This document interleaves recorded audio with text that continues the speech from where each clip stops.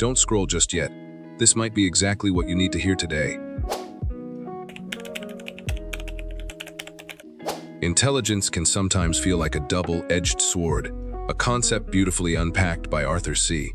Brooks in his thought-provoking article from The Atlantic. He references a line from Ernest Hemingway's The Garden of Eden, where an unnamed character muses, "Happiness in intelligent people is the rarest thing I know." This sentiment might strike a chord with many of us. Those blessed with sharp minds often find joy elusive. Yet, this doesn't have to be a permanent state. With intentional effort and a shift in perspective, we can transform our intelligence into a wellspring of happiness rather than a source of discontent. The article sheds light on a curious paradox. While intelligence unlocks exciting opportunities and resources, it doesn't inherently correlate with life satisfaction. Research from Weill Cornell Medicine and Fordham University reveals that only specific facets, spatial visualization, memory, and processing speed, show a temporary link to happiness, and even that connection weakens with age. More intriguingly, a robust vocabulary can sometimes be a double-edged sword, drawing smart individuals into complex, stressful environments. Brooks describes how loquacious, inquisitive minds might overanalyze, leading to what he terms Byzantine lives, intricate, chaotic existences that erode joy. Have you ever found yourself lost in a spiral of overthinking after a challenging conversation? It's a common pitfall with those with high intellect, and it's one we can learn to navigate, but the story doesn't end in despair. Far from it. Brooks offers a beacon of hope that intelligence can mirror money or power as a force for good. The secret lies in how we wield it.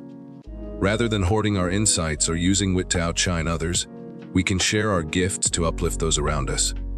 Picture a workplace where colleagues freely exchange ideas, sparking innovation, or a community where mentors guide young minds toward success. These acts create a ripple effect, enhancing collective well-being.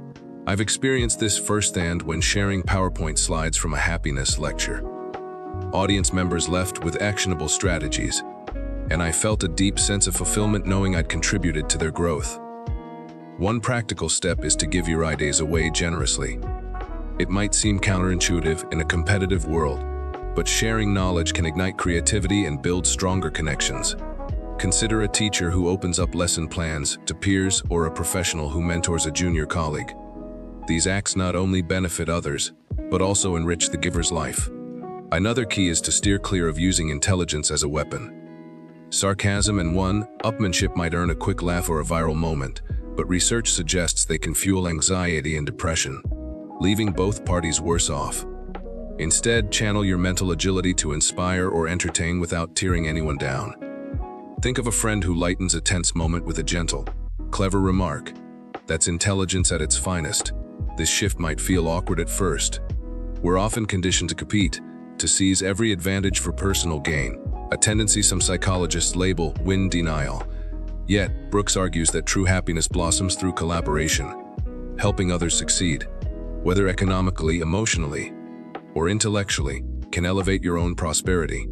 Reflect on a time you supported a friend through a tough project or shared a skill with a neighbor. Didn't that quiet pride linger with you?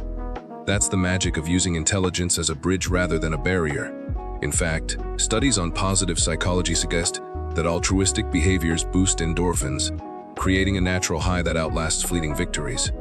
So, how do we begin this journey? Start small. Share one idea today, perhaps a time-saving tip with a coworker or a resource with a friend. Resist the urge to outsmart others for personal gain.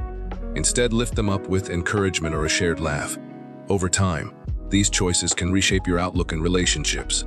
Imagine a world where every intelligent mind contributes to a collective rise. Classrooms buzzing with collaboration, workplaces thriving on mutual support, and communities strengthened by shared wisdom. As Brooks wisely notes, intelligence makes you happier only if you see it as more than a tool to get ahead. This insight invites us to rethink our approach, turning a potential burden into a gift for all. To deepen this practice, consider setting aside time each week to mentor someone or contribute to a group project. Join a book club where ideas are exchanged freely, or volunteer your expertise to a local cause. These steps build a habit of generosity that pays dividends in personal joy. I recall a friend who tutored students after work. Her students thrived, and she found a renewed sense of purpose. Such stories remind us that intelligence thrives when it's shared. Conversely, avoiding negative uses like gossip or cutting remarks can protect your mental peace. Replace a sarcastic quip with a kind observation, and watch how it transforms your interactions. This journey requires patience and practice. Our default may be to hoard knowledge or compete, but with conscious effort, we can rewire that instinct. Picture a garden. Each shared idea is a seed, and with care, it grows into a flourishing community. Brooks' advice aligns with ancient wisdom. Like the proverb, "A generous person will prosper. Whoever refreshes others will be refreshed." Let's embrace this truth and create a legacy where our minds light the way for everyone. Proving that intelligence, when used with heart, is the key to a happier, more connected life.